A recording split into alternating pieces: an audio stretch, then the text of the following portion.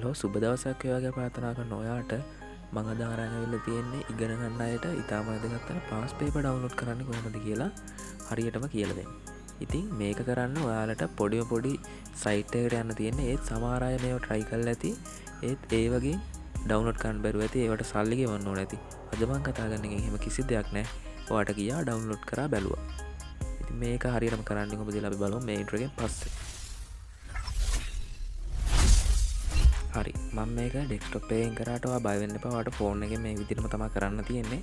මම මේක කරන විදිහ බලාගෙන ඔයාලා ෆෝන් එකේ හරි ඩෙස්ක්ටොප් එකෙන් හරි මේක ඩවුන්ලෝඩ් කරගන්න. ඒකට ඔයාලා ඉස්සෙල්ලම කරන්න ඕන ඔයාලගේ තියෙන වෙබ් බ්‍රවුසර් එකක් ඕපන් කරගන්න ඕන. මම දැන් මගේ තියෙන බ්‍රවුසර් එක මේ විදිහට ඕපන් කරගන්නවා.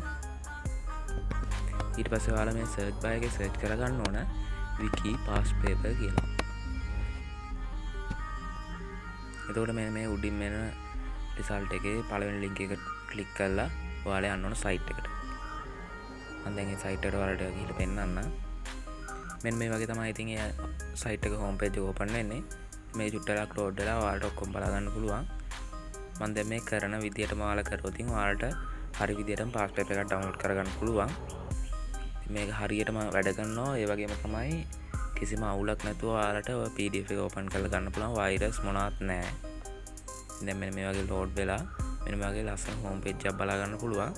මේක ඔයාලගේ එකේ ඉඳන් 13 ශ්‍රේණි වෙනකන් තියෙනවා. ඒ ඔක්කොම පාඩම් වලට අදාළ පාස් පේපර් තියෙනවා.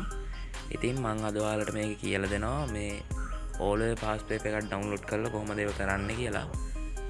ඉතින් මම මෙන්න මෙතන දෙවෙනියට තියෙන ඕල් පාස් පේපර් කියන එක සර්ච් ක්ලික් කරගන්නවා.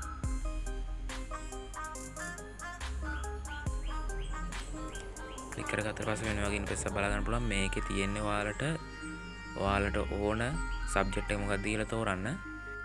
මේක ඔයාලට අදාළ ඔක්කොම විෂයන් ටික තියෙනවා. අපි දැන් බලමු මෙතන එක විෂයක පාස් පේපර් එකක් ඩවුන්ලෝඩ් කරලා කොහොමද කරන්නේ කියලා. ඔයාලා ඉතින් මේකේ ඔයාලට ඕන පාස් පේපර් එක ඩවුන්ලෝඩ් කරගන්න ඕන නම් ඔයාලට අවශ්‍ය විෂය මෙතන ඉඳන් තෝරගන්න ඕන. මම මේ විෂය විදිහට තෝරගන්නවා මැතමැටික්ස් කියන එක. ඉතින් ඔයාලට මෙතනින් ඔයාලගේ සිංහල මීඩියම්ද තමිල් මීඩියම්ද ඉංග්‍රීසි මීඩියම්ද කියලා තෝරන්න පුළුවන්. ඉතින් මම මෙතනින් සිංහල මීඩියම් හන්දා සිංහල මීඩියම් කෙනෙකුට එකපාරක් ක්ලික් කරගන්නවා.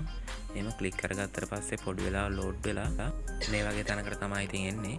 ඒක ඔයාලට අවශ්‍ය අවුරුද්ද තෝරලා යන්න තියෙන්නේ. ඉතින් මෙතන ගොඩාක් පරණ සිලබස් එක කියන්නේ දැන් අලුතෙන් සිලබස් එක පටන් ගන්න තියෙන අවුරුද්ද ඉඳන් පාස් පේපර් තියෙනවා මේ වෙනකන් තිබිච්චගේ.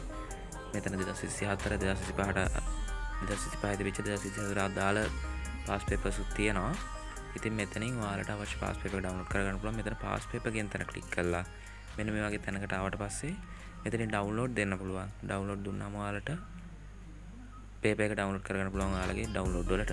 නැත්නම් ඔයාලට මාකින් ස්කීම් එකක් ඕන නම් මෙන්න මෙතන යට තියෙනව නේද මෙන්න මේ නිල් පාට ඩවුන්ලෝඩ් මාකින් ස්කීම් කියලා.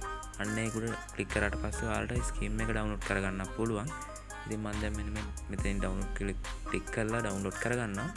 එහෙම ඩවුන්ලෝඩ් කරගෙන මම ඔයාලට පෙන්නන්නම් මේ PDF එක ඕපන් කරලා.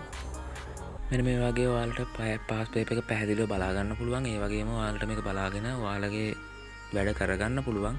තව ඉතින් මේක ඔයාලට බුක් ෂොප් එකකට හරි මොකකට හරි දීලා ඔයාලට මේක print out එකක් උනක් ගන්න පුළුවන්. හොඳ තත්ත්වයක තියෙන PDF එක. ඉතින් අද කතා කරන්න ආපු දේවල් ඔක්කොම ඉවරයි.